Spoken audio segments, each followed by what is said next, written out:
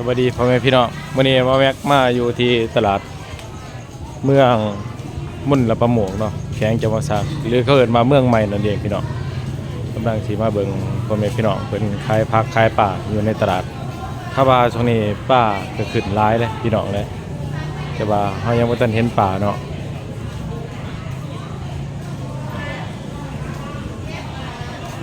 ส่วนอันนี้ส่วนหมักใหม่เพิ่นพี่น้องโอ้ขายไก่เนาะ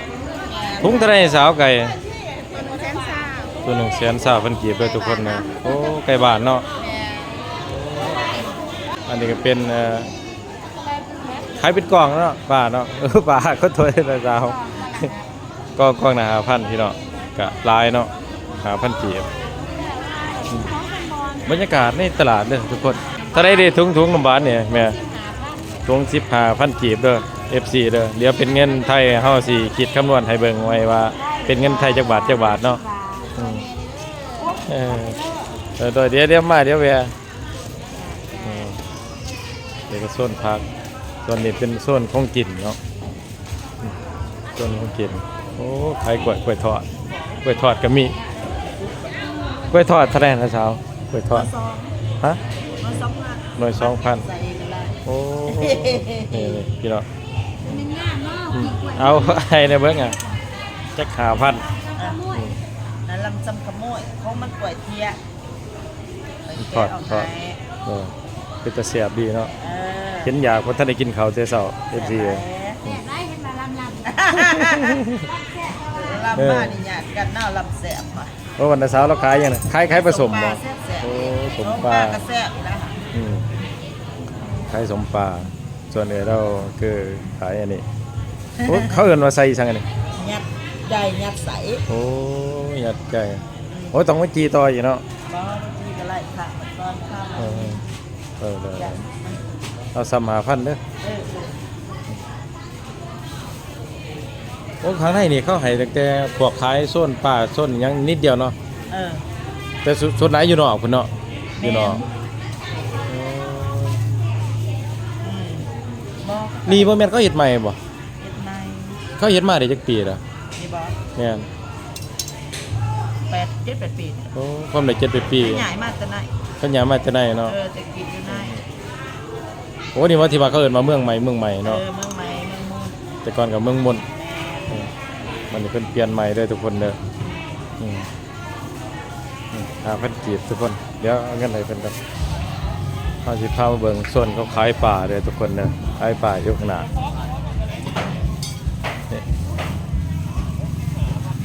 บรรยากาศบ้านๆโอ้ป่าพี่น้อง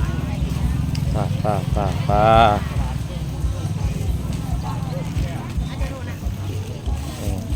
นี่ทุกคนป่า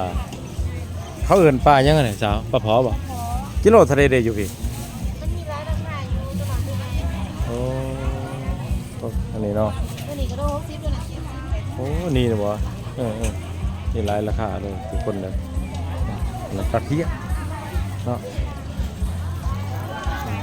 บรรยากาศตอนเช้าได้ทุกคนก็ปลูกคล้ายกันจังซี่คล้ายกันแบบบานๆเนาะซื้อยังลูกเยอะคือปลาคือกันบ่ปลาโลเท่าไหร่นะปลาก็40,000 กีบ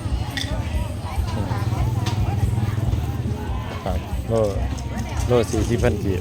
โอ้ยปลาเพียสมตัวใหญ่เถอะอ๋อแถวๆนี้มันจะมันใหญ่กว่าแถวๆบ้านข่อยเนาะปลาแถวๆนี้เบิ่งนี่ทุกคนเบิ่งเด้อเบิ่งปลาเพียนะอีช้างสมัยใหญ่แท้ใหญ่ว่าเนาะโอ้มันคือประมาณเกือบ3 โลพุ่นบ่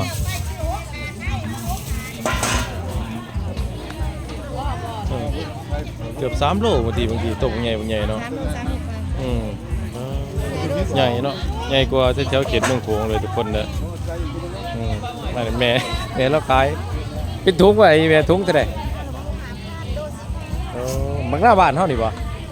มักหน้าบ้านถุง5,000-10,000เนาะ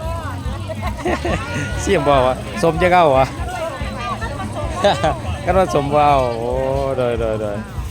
5,000 กีบเด้อทุกคนเด้อโอ้มีแล้วซะแม่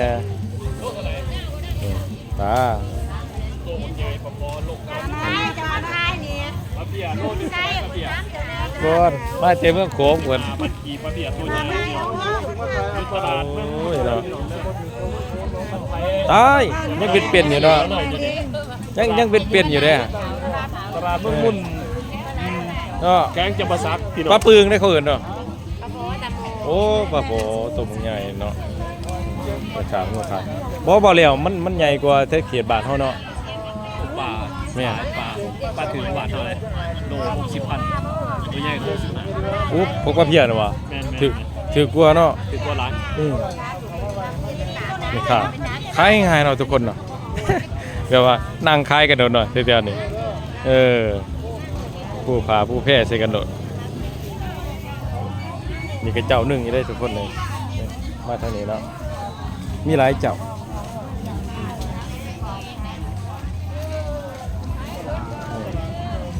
โอ้ยเฮ็ดพอมันก็มีมาขายกันเนาะ พอโดเศร้าค่ะ โอ้ถือคือกันสำคัญกับแถวบ้านข่อยบ้านข่อยก็20,000นี้กันช่วงไรเมื่อกี้ไม่ข่าวมาหลายกับ15คือกัน15ก็มี มันราคา แม่ แต่ว่าอ่อนๆได้ค่ะ โอ้อันนี้ก็ใบกินกับแกงหน่อไม้นะทุกคน ไม่พักกันยา เขากันดำๆนะ ไม่พักกันยา บรรยากาศ ก็พอยบ่อยนะ นี่หอยที่ว่าเขาไปขัวมาที่เฮาไปถ่ายเบิ่งเมื่อนั้นเนาะนี่เขามาขายอยู่นี่ขายเป็นกิโลคือกันเลยทุกคนเลย มาฟ้องกับปึงต่างกัน ใช่ โอ้ตัวนี้มันต่างกันเนาะปลาปึงหัวใหญ่ปลาอันนี้มันหัวหน่อย โอ้นี่ปลาปึง กินแซ่บเพื่อกันจริง แซ่บแซ่บ อันนี้ปลาพอ แซ่บกว่าตัวนี้ โอ้ฮัดสาวคันเฮาจะกินแซ่บๆนี่เฮ็ดหยังกินแซ่บ หน้าโพสเดี๋ยวจะกูมา ๆโอ้ยเฮ็ดหม้อฮอดแก้วฮดเนาะทุกคนเนาะมันจังแซ่บแล้วว่ะ น้อยใส่ใครจะไหน น้ำปลาแดกก็แซ่บคือกันเด้เนาะน้ำปลาแดก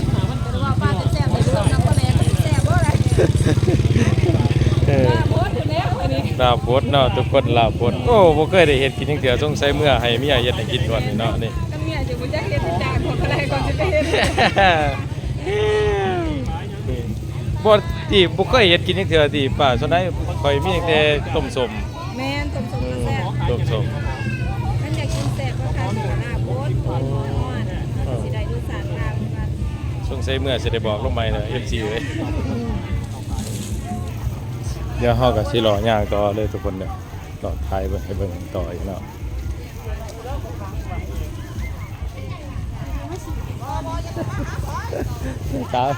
สาวแล้วอาย บรรยากาศบานๆเลยทุกคนเลย บรรยากาศบานๆขายบานๆโอ้นักหน่อยบอกทุเรียนนี่ของเจ้าวะทุเรียนนี่นึกว่าของเจ้าอันนี้เขาขายทุเรียนอยู่เขตบ้านเจ้าเขาขายเท่าไหร่เด็กสิโอ้โล90เลยทุกคนเลยโอ้คำว่าที่ซี่คือกันวะโล90พี่น้องเอ้ยบ่ได้อยากกินกับมาแบได้เยอะมาแบได้อยู่ที่เมืองมุนหรือว่าเมืองใหม่นั่นเองเนาะโล10,000เนาะพอกินได้ทุกคนให้มาแสนหนึงนี่มีทอดแน่นอน 10,000 กีบเนาะวันนี้มาเบิ่งป้าอีกทุกคนนี่ก็ป้าคือกันอีก